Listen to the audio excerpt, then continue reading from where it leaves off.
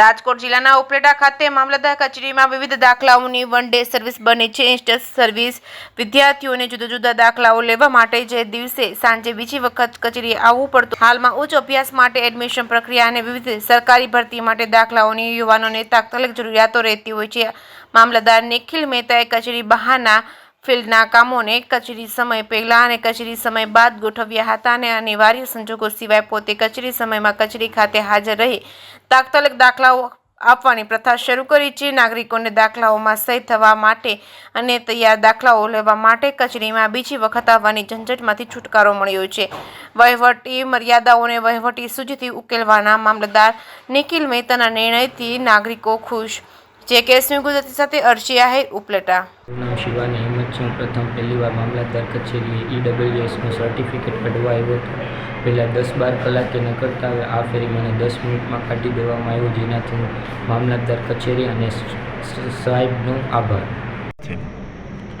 હાલમાં ધોરણ 10 અને 12ની પરીક્ષાઓના પરિણામ બાદ જે ઉચ્ચ અભ્યાસ માટે વિદ્યાર્થીઓને જુદા જુદા દાખલાઓ જેમ કે જાતિ પ્રમાણપત્ર, આવકના દાખલા, નોન ક્રિમિલેયર, ડોમિસાઇલ, બિન અનામત વર્ગના પ્રમાણપત્રો, આર્થિક રીતે નબળા વર્ગના પ્રમાણપત્રો, આ બધા પ્રમાણપત્રો ઉચ્ચ અભ્યાસ માટે તેમજ વિવિધ સરકારી ભરતીઓ માટે મેળવવા માટે વિદ્યાર્થી અને તેમના વાલીઓનો ધસારો અમારી કચેરી ખાતે રહે છે।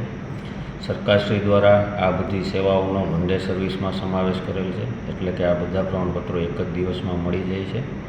પણ આવા પ્રમાણપત્રો તૈયાર થઈ અમારી સહીમાં સાંજે આવે અને પછી એમને નાગરિકોને એ પ્રમાણપત્રો મેળવવા માટે સાંજે બીજી વખત કચેરીએ આવવું પડતું હોવાનું અમારા ધ્યાનમાં આવ્યું। એટલે અમોએ આ વન ડે સર્વિસને ઇન્સ્ટન્ટ સર્વિસ બનાવી દીધી છે કે અમે કચેરી સમય દરમિયાન કચેરી ખાતે જ હાજર રહીએ છીએ અને જેવા એમની અરજી સબમિટ થાય એટલે ડિજિટલ ગુજરાત પ્લેટફોર્મથી એમના પ્રમાણપત્રો તૈયાર કરી તાત્કાલિક અમારી સહીમાં મોકલવાના।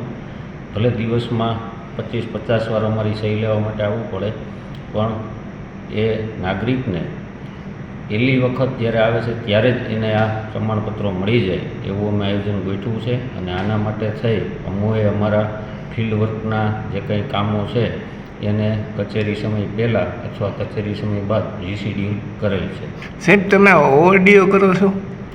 હા, હમણાં નાગરિકોની સેવા માટે થઈ અને ફિલ્ડના કામો અમે કચેરી સમય પહેલાં અથવા કચેરી સમય બાદ કરીએ છીએ તો થોડો સમય વધારે આપવો પડે, પણ આની પાછળનો હેતુ એવો છે કે ધોરણ 10 અને 12 પાસ થઈ અને વિદ્યાર્થી એની જિંદગીમાં પહેલી વખત અમારી સરકારી કચેરીનું પગથિયું ચડતો હોય ત્યારે એને જો પ્રમાણપત્ર લેવા માટે બીજી વખત સાંજે ધક્કો થાય તો એના માનસમાં વહીવટી મર્યાદા જે છે એની પણ નકારાત્મક છાપ ઊભી થાય, જે નિવારવા માટે અમોએ અમારા કામોને રીશેડ્યુલ કરી કચેરી સમય દરમિયાન કચેરી ખાતે જ હાજર રહી અને તેઓને 10-15 મિનિટ બેસાડી અને ત્યારે જ દાખલો આપી દઈએ છીએ।